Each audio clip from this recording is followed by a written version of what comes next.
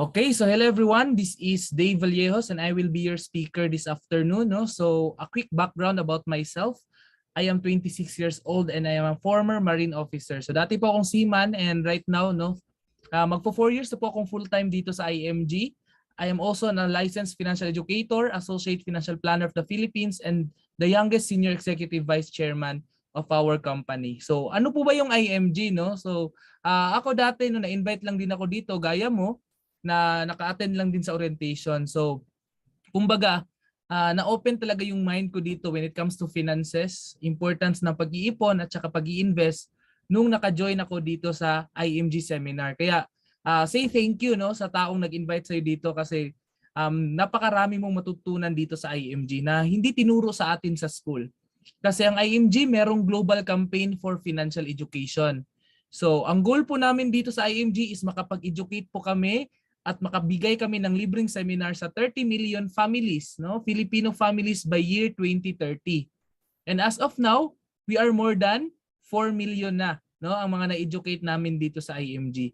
So, padami ng padami pa po yan, Marami pa rin tayong kailangang kausapin at bigyan ng libreng edukasyon. So, ang topic po natin this afternoon, or pag-uusapan po natin ngayon is the basics of stock market and mutual fund investing. So ito pong stock market, ito po yung pag-i-invest sa mga malalaking companies dito sa Pilipinas. At saka yung mutual funds naman po, mamaya malalaman nyo bakit ito yung napaka-safe na investment. So first of all, before tayo mag-invest, dapat alam muna natin paano gumagalaw yung pera. We need to understand how money works. Kasi hindi pwedeng invest ka lang kaagad, Kasi minsan sa atin, pag nag-i-invest tayo kaagad sa isang bagay na hindi natin alam, usually nai-scam tayo. Kaya you need to understand paano ba gumagalaw yung pera, paano ba natin patrabahuin yung pera. So there are two types of income na meron tayo. First of all, we have active income. So ano po yung active income? This is the income from your direct labor. So kung ikaw yung nagtatrabaho ngayon, may sweldo ka, so yan yung income mo, yung salary mo. Kung ikaw ay doktor, magkaka-income ka from your patient, Kung ikaw ay lawyer, from your client. Or kung ikaw ay OFW na nakikinig ngayon or seaman, tulad ko, may income tayo tuwing may kontrata tayo. Tama?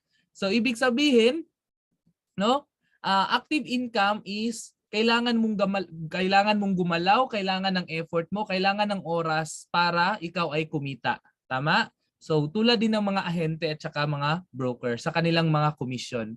So yung pangalawang klase ng income naman is yung passive income. Ano yung passive income? Ito yung income na pumapasok lang kahit wala kang trabaho or hindi ka nagtatrabaho. So you stop working, your income continues. Napakasarap nito, nakahiga ka lang, nasa bahay ka ngayon, nakikinig ka sa akin, pero yung pera pumapasok. So saan mo nakukuha yung perang yan? Coming from your interest sa mga investment mo. So kung meron kang mutual fund, so ibig sabihin meron ka passive income kung naka-invest ka sa mga stocks, sa mga bonds at saka long-term healthcare na nagbibigay sa iyo ng passive income. So kumikita ka talaga doon.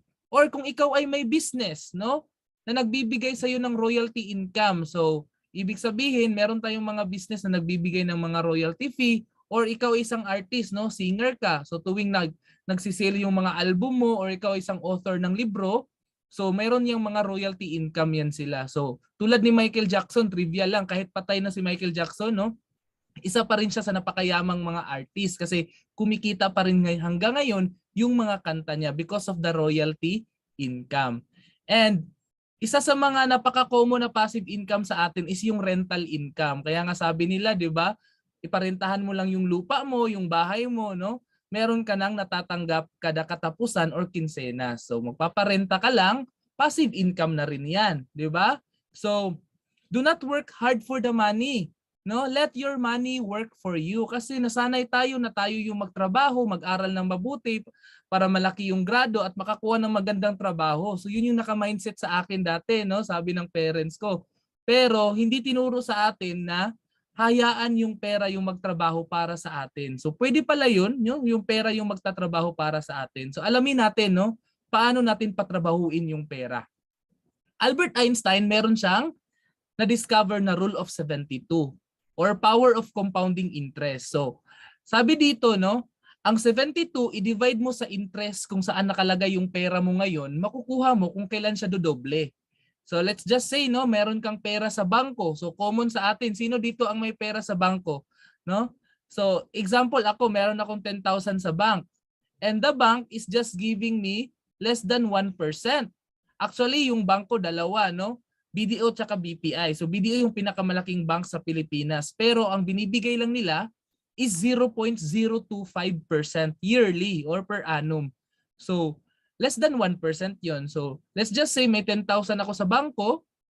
So ang 72, i-divide ko daw sa interest which is 1. So 72 divide 1, makukuha ko kung kailan dodoble yung pera ko sa bangko. So it means after 72 years, saka ko pa makikitang dodoble yung pera ko. Magiging 20,000 yung 10,000 ko. Now, tanungin mo yung sarili mo, buhay pa kaya tayo at the age of 72? Or after 72, no? I am 26 plus 72 years old. Diba? So hindi na natin nakikitang dodoble yung pera natin. Tama? That's why lugi tayo kung nakabangko lang yung pera natin, no? Siguro yung interest pa ng pera natin ngayon sa bangko, no? Nakikita ko yung pera ko sa bangko, mas mahal pa yung pamasahe papunta sa bangko para ma-withdraw mo yung pera mo kaysa sa tinubo ng pera mo. Agree kayo dyan, no? So, what if meron kayong nakitang investment na bibigyan ka ng 4%? Let's just say saving time deposit, no, sa bangko din. So 72 divide 4 is 18. So ibig sabihin, kung meron kang 100,000 ngayon, sir, no, yung 100,000 mo dumodoble daw siya every 18 years. So at the age of 65, meron kang 400,000. Pero kung iisipin mo, malaki na ba sa'yo yung 400,000 at the age of 65 pag retire mo? Para sa akin, napakaliit. Kasi ang kalaban natin dyan is inflation. So lumiliit yung value ng pera, nagmamahal yung mga bilihin at saka mga serbisyo. So naalala ko dati, no, nag-grocery ako, inuutusan ako dati, elementary ako. So sa 200 pesos, ang bigat ng cellophane, ang daming nabibili. Pero yung 200 pesos ngayon, siguro konti na lang yung mabibili mo, napakagaan na lang sa grocery or isang milk tea na lang yan, 'di ba? So that's the reason why, no, kailangan natin maglagay sa mas malaking interest rate. Pero yung nilagay mo na pera sa bangko, nakatago lang ba yun sa vault nila or ginamit nila? Napaisip ka, saan kayo napunta yung pera natin, no? So nilagay ng bangko sa 8%, ginamit nila yung pera natin. So ibig sabihin, yung pera mo na dumodoble na siya every 9 years. So at the age of 65, yung pera mo ay naging 1.6 million. 'Di ba? Magkano yung binalik sa iyo? 400,000 lang. But 1.2 million yung kinita ng bangko sa pera mo. So that will be used for operational expenses and expansion. So another branches, pampasahod, and most of it, ginamit pa yan ng bangko, no? Nilagay pa nila sa mas malaking interest, sa 12% and above. May alam yung bangko na yan, no? So yan yung tinatawag natin na stocks at saka mutual funds. So ibig sabihin, every 6 years, ganito yung tubo ng pera mo. At the age of 65, it becomes 6.4 million pesos. Pero magkano lang yung binalik sa iyo, ma'am? No? Ang binalik lang sa iyo is 400,000 lang. 'Di ba? So 6 million is the profit of the bank. That's why bank is one of the biggest business in financial industry. And sad to say, isang investor pa lang to or isang depositor pa lang tong nag-example ko. Do? Ako pa lang to, sarili ko pa lang. Ilang depositor ngayon ang nakalagay yung pera sa bangko? 'Di ba napakarami? No? So hindi natin mabiblame. Of course, no, kasi legal naman yung bangko. Pero what if tuturuan ko kayo kung saan tong 12%? Do you think maglalagay ka pa ng pera mo doon, no? Or emergency fund na lang yung ilalagay mo doon? So bank is good for business transaction, okay? But not for investing. Kasi kung ilalagay mo yung pera sa bangko way back 1984, ma-appreciate mo pa siya kasi more than 20% pa siya. But as of now, 2022, no? Less than 1% na lang siya. Right? That's why hindi ko ina-advise na maglagay kayo ng pera sa bangko for long term. Gamitin mo lang yung bangko for emergency purposes lang yan at saka business transaction. Hindi para sa investment. Okay? Now, how do we make money work for us? No? Gusto mo bang magkaroon din ng 6 million gaya ng kinita ng bangko? So pwede ka naman magtrabaho, sir. No? Pwede rin yung pera yung magtrabaho para sa iyo. So ano yung gusto nyo? 1 or 2? Ikaw yung magtrabaho or yung pera yung magtrabaho para sa'yo? So tignan natin yung number 1, no? Kung tayo yung magtatrabaho, ilang taon kaya ang kailangan kong pagtrabahuan para makapag-ipon ako ng 6 million? No, naisip ba natin 'yan?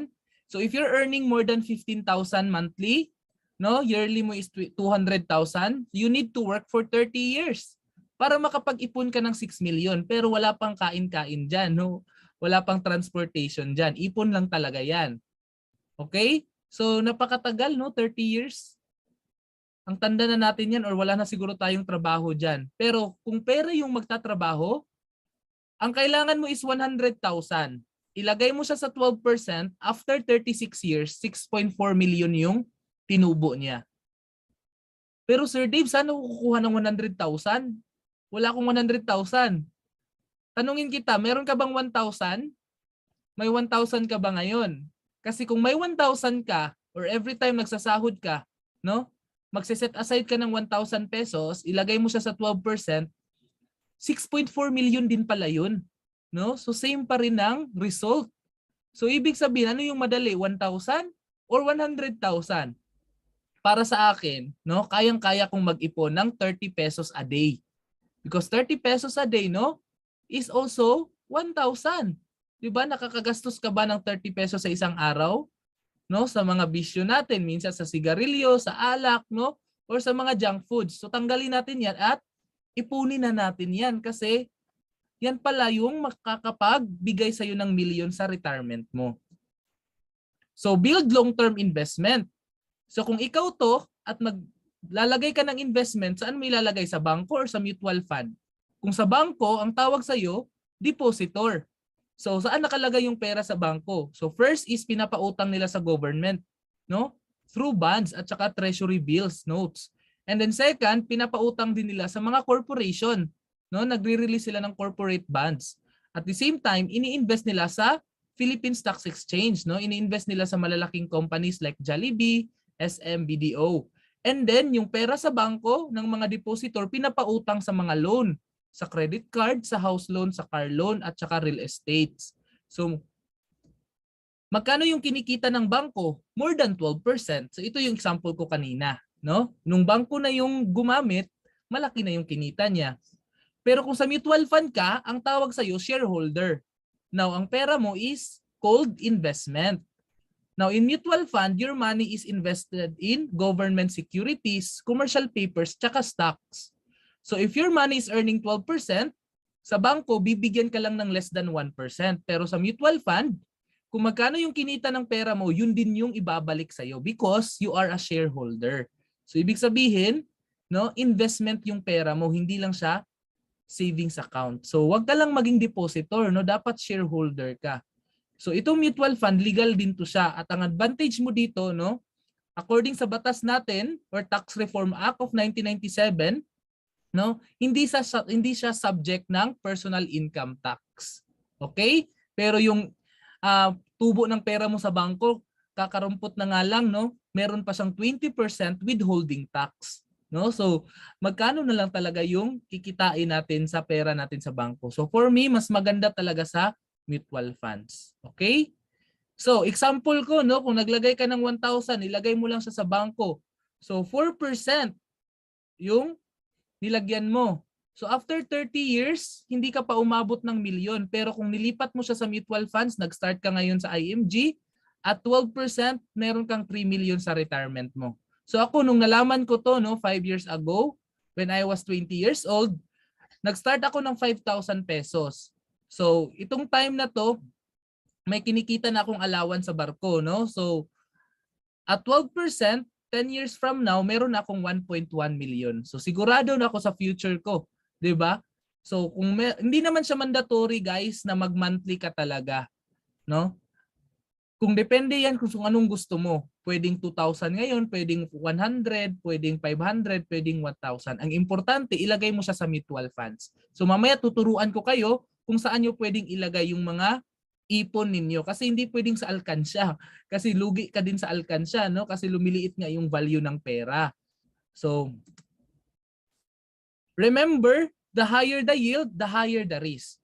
Okay? So know your risk tolerance. The best way to reduce the risk if you want to invest in stock market is to invest in mutual funds. So ito yung mutual funds, no? Kanina yung pinakita kong 12%. So usually yung pera sa bangko, ini-invest talaga nila sa stock market tsaka mutual fund. Now ano yung mga klase-klaseng mutual fund? Kung gusto kong mag-start mag-invest sa mutual funds. Okay. So first of all, meron tayong tinatawag na bond fund. So itong bond fund, no? Isa to sa mga type ng mutual fund na napaka-conservative. Pag sinasabing conservative, kung may plano kang i-withdraw yung pera mo ng 1 to 2 years, pwede kang maglagay dito. So ano yung plano mo sa pera mo? Example, Dave, i-withdraw ko siya after 1 year. So ito yung i-recommend ko sa'yo. Tumutubo yung pera mo dito ng around 4% to 6%. No? So yung Soldibo Bond Fund po natin, tumubo po yun ng 8%. Ibig sabihin, pwede pang mas malaki sa 6%.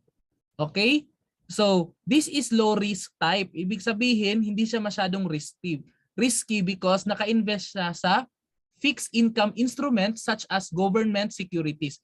In short, pag sinasabi po nating bond, pinapautang po siya. Okay? Second is balance fund. Ano naman yung balance fund? Para ito sa mga investor na gusto nila safe yung pera nila pero at the same time, tumutubo din ng malaki. No? So, balance fund is a moderate risk type. So 50-50 siya, no? 50 is pinapautang, 50 is ini-invest siya sa equities or sa stock market. Okay? So kung meron kang plano sa pera mo na i-withdraw mo siya after 3 years or after 5 years, magandang ilagay mo siya sa balance fund. And the next naman is stock funds. So itong stock funds, ito yung nilalagyan ko ng pera ko ngayon, no? Medyo aggressive kasi ito, no? Kasi ibig sabihin, para ito sa mga long-term investor kasi anytime pwedeng bumaba, anytime pwede ding umakyat. Kaya 15% to 18% ang pwedeng tubo ng pera mo dito in 1 year. So this is aggressive. Ibig sabihin naka-invest siya sa shares or stocks ng mga corporations. Example ko po, no? Food and beverages, naka-invest siya sa Jollibee.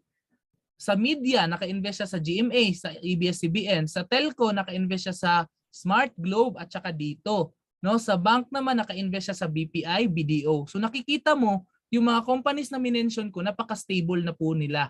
No, more than 30 years na po sila. So ibig sabihin hindi basta-basta din na mababankrupt yung mga ganitong kumpanya. That's why if long-term kayo, no, meron kayong plano for your retirement or educational plan ng anak ninyo, magandang ilagay yung pera nyo dito after 5 years, no? 5 years, 10 years, or 15 years. Kaya po yung mga types ng mutual fund, depende siya kung ano yung plano mo. So kung may plano ka sa pera mo after 1 year, wag mong ilagay dito sa stock funds. Okay? Pero kung hindi ko naman kailangan yung pera na yan, kasi extra pera ko yan na gusto kong i-invest in the near future, pag uwi ko, isa akong OFW, magpo-for good ako sa Pilipinas, maganda tong stock funds para sa'yo. Now, I have 3 scenarios na ipapakita sa inyo and then you just need to answer me. For you, ano yung best scenario kung kailan tayo mag-i-invest? So first scenario is ito, no? Umaakyat yung price ng mga stocks. Ibig sabihin maganda din yung performance ng ekonomiya ng Pilipinas. So do you think mag-i-invest ka sa scenario number 1? How about sa scenario number 2, no? Biglang bumaba yung economy ng Pilipinas, pati yung stock market bumaba, pati yung mga shares na apektuhan. Pero nakabawi siya. So do you think mag-i-invest ka sa scenario number 2? How about sa scenario number 3, no? Biglang bumagsak yung ekonomiya. Siguro nagka-pandemic, pero unti-unti siyang bumabawi. So gusto ko, no, sumagot kayo. Sa tingin mo, no? Kailan ka dapat mag-invest? 1, 2 or 3? No? Para sa iyo walang maling sagot, no? Kahit nasa utak mo lang yung sagot mo. Okay? So, let's see, no, kung ano yung mga sagot ninyo. So, first of all, i-check natin yung number 1. So, kung nag-invest ka, kung kailan umaangat yung ekonomiya natin, let's just say nagwa 1,000 ka per month. No? So nag 1,000 ka per month, ang price ng share is 10 pesos. So bumili ka ng share ng 10 pesos. So sa 1,000 mo, ilang share ang mabibili mo? So 100 shares, no? And the next month, bumili ka ulit, 12 pesos na. So ilang shares na lang yun? 83. So fixed na 1,000 yung ini-invest mo dyan, no? Every month. And then naging 14 pesos siya. So naging 71 shares na lang hanggang naging 16, 18. And then on the 6th month, 20 pesos per share na siya. So 50 shares yung nabili mo. Ngayon, i-check mo siya, no? Sir Dave, gusto ko nang ibenta yung mga shares ko. Gusto ko nang i-withdraw. So, i-check mo kung magkano yung presyo ng shares sa current market. But first of all, ilan ba yung shares na meron ka, yung hawak mo ngayon? So 422 shares, and then yung last price ng share is 20 pesos currently, no, as of now. Kasi ito yung latest. So, yung 422 shares na naliko mo or naipon mo, ita-times mo siya sa 20 pesos. Ibig sabihin, ang value lahat ng shares mo is 8,456. Now, magkano yung contribution mo for 6 months? 1,000 times 6? That is 6,000. So, kumita yung pera mo ng 2,456 in 6 months. So, congratulations kasi kumita pa rin yung pera mo. Di ba? So, how about sa scenario number 2, no? Bumagsak yung economy and then nakabawi. So, nag-start siya ng 10 pesos, nakabili ka ng 100. Naging 7 siya, so 142. Then naging 5, no? 200 shares kasi 1,000 divided by 5, 200. So 1,000 divided by 6 pesos, nakabili ka ng 166 shares. And then 7, and then bumalik siya sa 10 pesos per share. So 100 shares. But the question is, ilan kaya yung total, no, na shares na naipon mo? So total mo yan, 852 shares. So kung ibibenta mo, dapat doon sa value ng latest, which is 10 pesos. So 10 pesos yung current market value or NAVPS or net asset value per share. So yan yung NAV, no? So 10 pesos. So magkano yung total value lahat? 8,525. Total contribution is 6,000 pa rin kasi 1,000 times 6. So congrats sir kasi kumita ka pa rin ng 2,525. Okay? But how about, no? Scenario number 3, bumagsak yung ekonomiya. Kikita pa rin ba yung pera natin? Let's see, no? So sa 10,000, sa 10 pesos, sa 1,000 mo, i-divide siya ng 10. Nakabili ka ng 100 and then naging 4. So 250 shares, no? Naging 2. 500 shares na lang hanggang naging piso na lang siya per shares. Pero nakabili ka ng 1,000 shares. Then bumalik sa 2, unti-unti nakabawi, no? And then naging 5. So 200 shares. Now, ang question ko, no? Dahil napakamura ng price ng share sa time na to, dahil nga bagsak yung market, para din siyang mall, no? Naka-sale ang mga binibenta. So, ang stock market, no, ang kaibahan natin sa supermarket, sa stock market, no, naka-sale ang mga shares ng companies. Sa supermarket, naka-sale yung mga binibenta ng mga companies, yung products nila. So, ibig sabihin, pag mag-sale pala, no, ang mga investor nagsha-shopping din. Dapat bumibili ka rin ng maraming shares kasi mura lang siya. Okay? So kailan kaya bumabagsak yung economy? Tuwing may pandemic at saka crisis. Okay? So ngayon ba may crisis ba tayo ngayon? Pandemic ba ngayon? Yes, of course. Kaya nga tuwang-tuwa kaming mga investor ngayon, no? Bili lang kami ng bili ng shares sa Jollibee, sa SM, sa BDO. So kumikita kami habang kumikita din sila because after pandemic for sure dumadami na yung customer. Ngayon nga, no, umaakyat na. So ilang shares ang nabili namin? 2,550 lahat.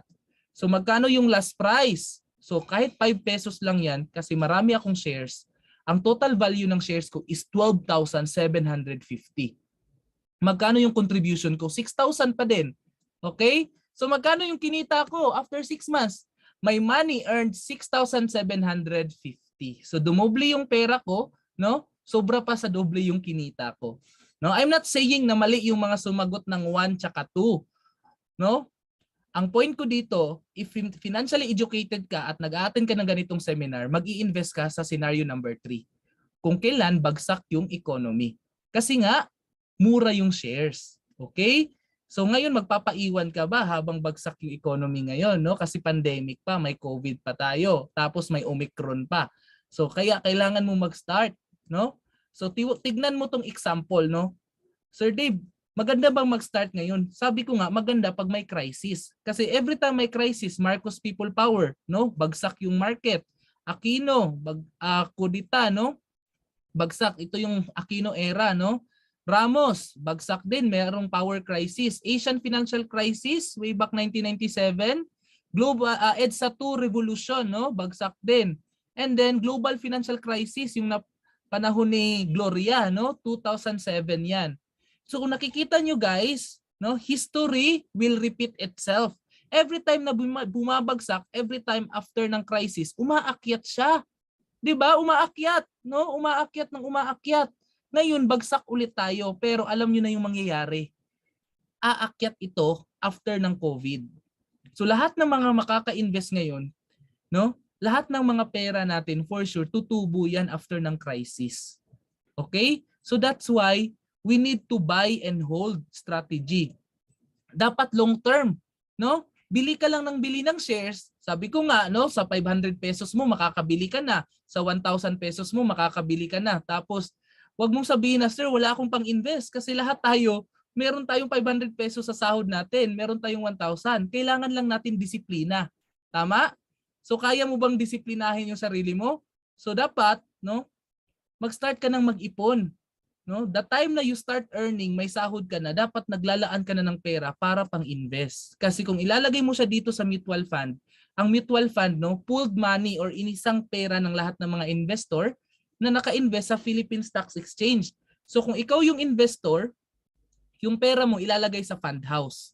Okay? And yung fund house, meron siyang fund manager na i-appoint. So sino yung si fund manager? Itong fund manager, sila yung bibili ng shares.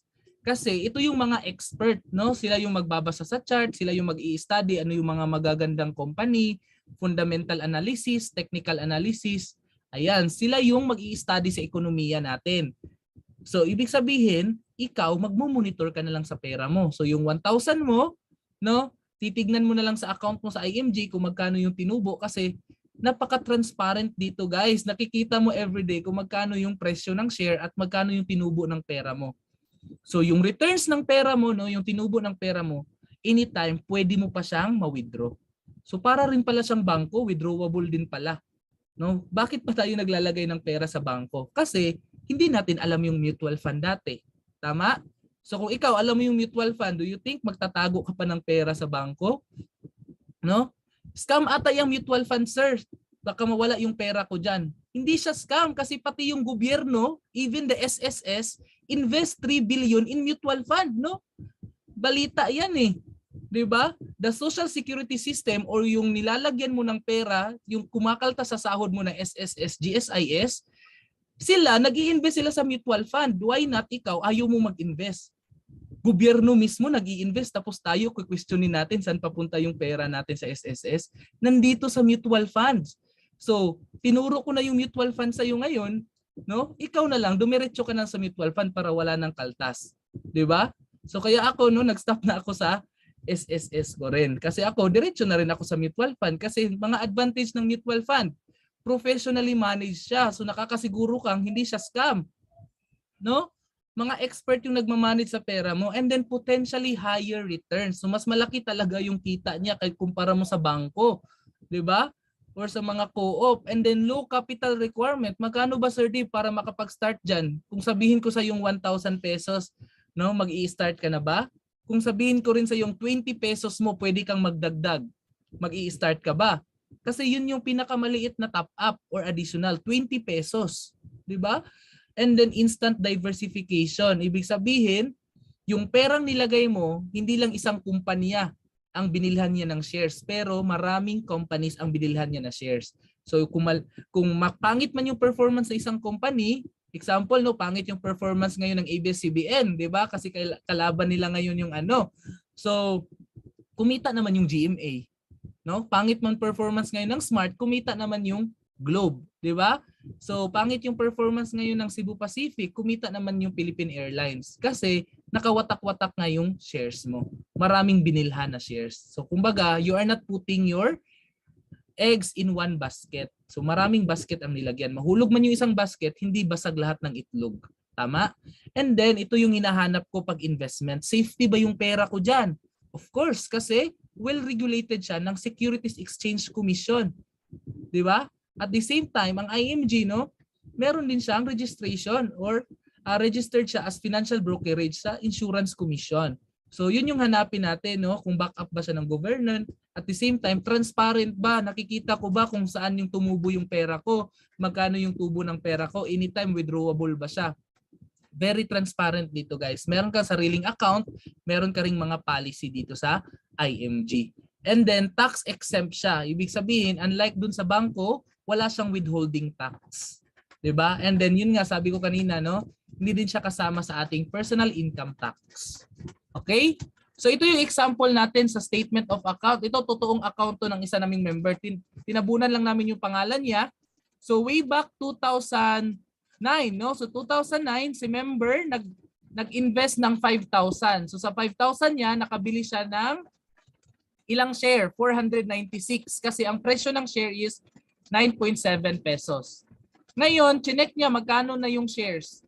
41 pesos na sa 2018. Ibig sabihin, after 9 years, kumita yung pera niya, yung 5,000 niya, naging 20,664.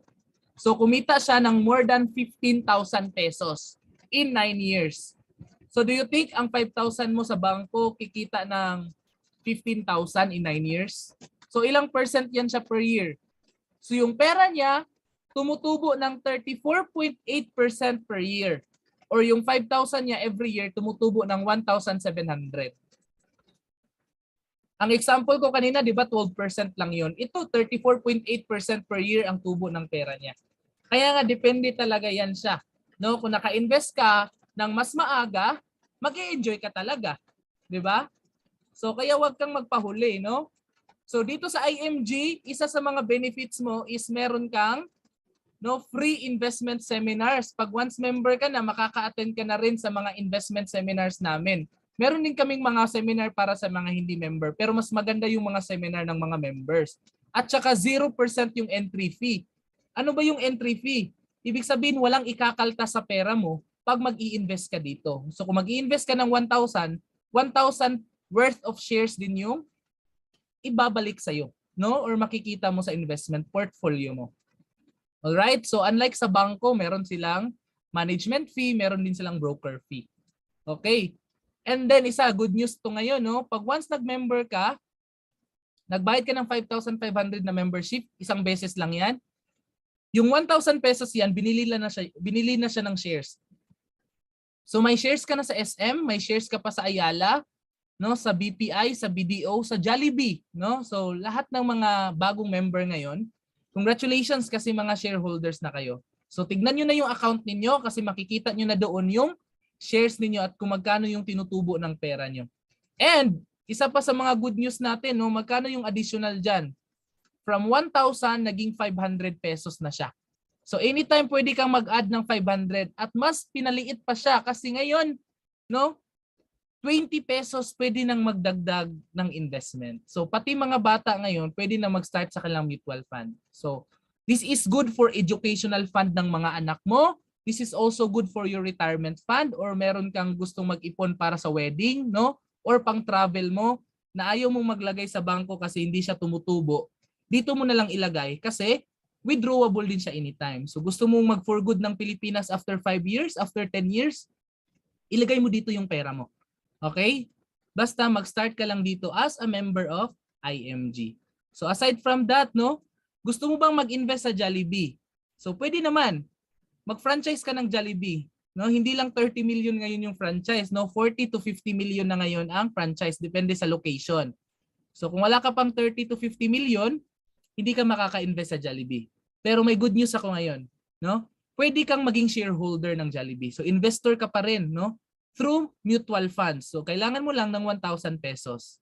So how much do you have right now? May 50 million ka na ba, sir? Or may 1,000 ka? No, kasi kung nag-start ka sa Jollibee, no, 2013, ang share ng Jollibee 100 pesos lang. So para na rin siyang Chicken Joy, 'di ba? So ngayong nung 2018, lumaki yung share ng Jollibee, naging 283 pesos per share. So kung may 100,000 ka dati, 283,000 na siya nung 2018. How much more ngayon, no? Kasi yung Jollibee, pumalo yan siya ng more than 300 pesos per share. 'Di ba? So tuwang-tuwa kami pag mga pumapasok mga investor ng Jollibee, pag pumapasok ng Jollibee kasi hindi ka mababad trip pag mahaba yung pila. Matutuwa ka kasi kumikita ka rin eh.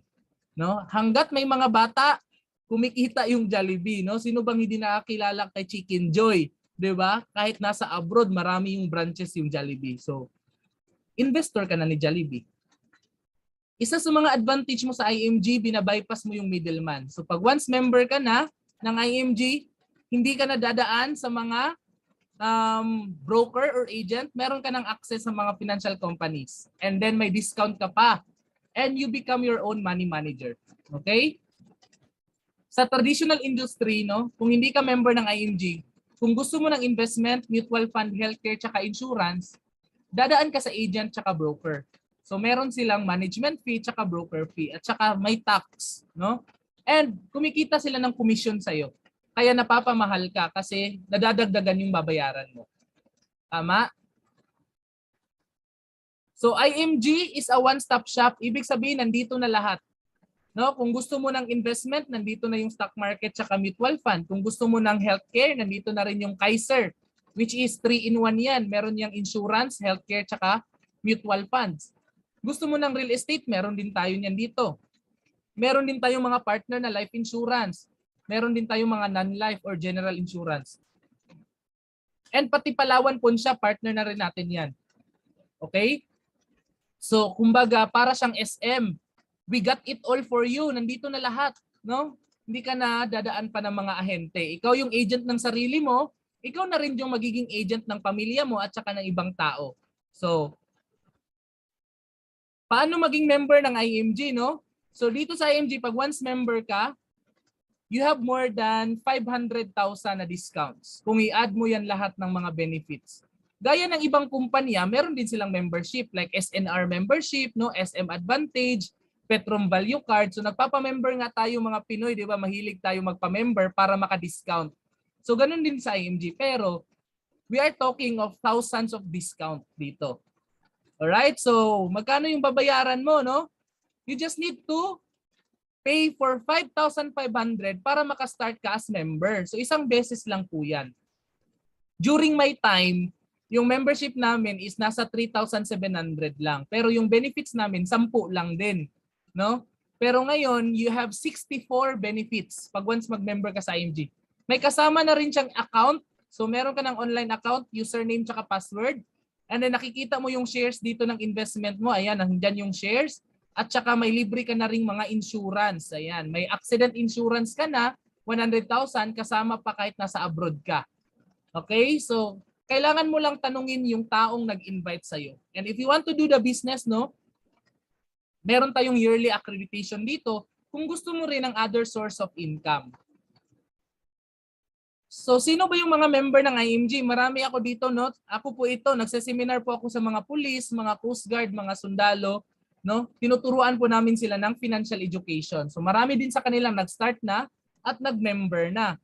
Marami din po ako dito mga members ng mga teachers at saka mga principal at saka DepEd supervisors.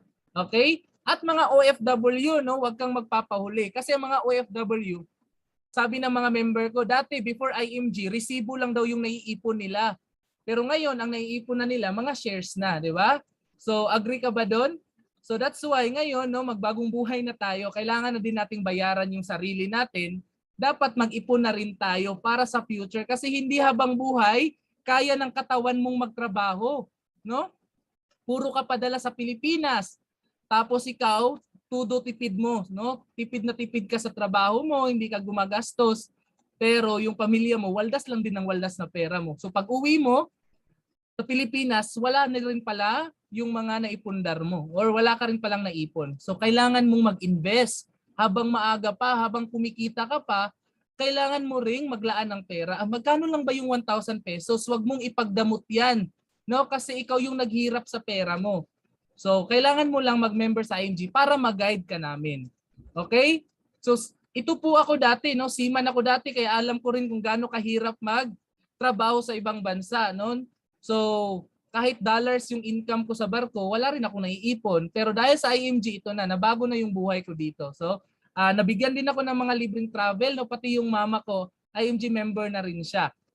Kasi ayaw kong iwan yung pamilya ko. So sila, minember ko na rin sa IMG, may sarili na rin silang mga insurance at mga investment.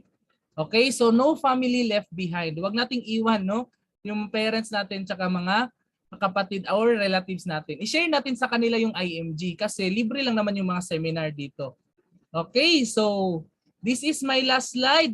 Sabi ni Bill Gates, isa sa mga pinakamayamang tao sa mundo. If pinanganak kang mahirap, hindi mo kasalanan yan. Pero pag mamamatay kang mahirap, kasalanan mo na yan. Agree ka ba dyan? No? Kasi ako tamang-tama talaga yung sinabi niya. Kasi hindi naman tayo pwedeng makapili kung sino yung parents natin. No? Pag anak natin, gusto natin na anak tayo ni Bill Gates or tatay natin si Manny Pacquiao, di ba? So hindi pwedeng mamili ng magulang, pero pwede nating may baguhin tayo, no, sa future natin para lahat tayo, no, guminhawa sa buhay. Kaya po, no, ngayong hapon na to, kailangan nyo talagang mag-take action. Huwag nyo sayangin yung panahon kasi napaka-busy natin, hindi natin nakikita, no, yung mga magulang natin tumatanda na, tayo tumatagal na rin tayo sa trabaho natin. 10 years, 5 years, 20 years na tayo sa trabaho, pero tanungin natin yung sarili natin. Magkano na kaya yung naipon natin, no? Sapat na ba ito pag mawalan ako ng trabaho, no? So pag bigla tayong nawala sa tinatrabahuan natin, may ipon kaya tayo, no? Kaya kailangan niyo mag-start, no? So pakunti-kunti, no? 20 pesos, 100 pesos, 500 pesos. Itabi niyo 'yan kasi tutubo 'yan sa mutual funds. Okay? Ayan. So thank you very much guys, no, for listening, and once again I am Dave Vallejos, your financial coach and mentor here in IMG. So if you have question, no, you can ask me and the person who invited you para mag-guide kayo at makapagsimula na kayo dito sa IMG.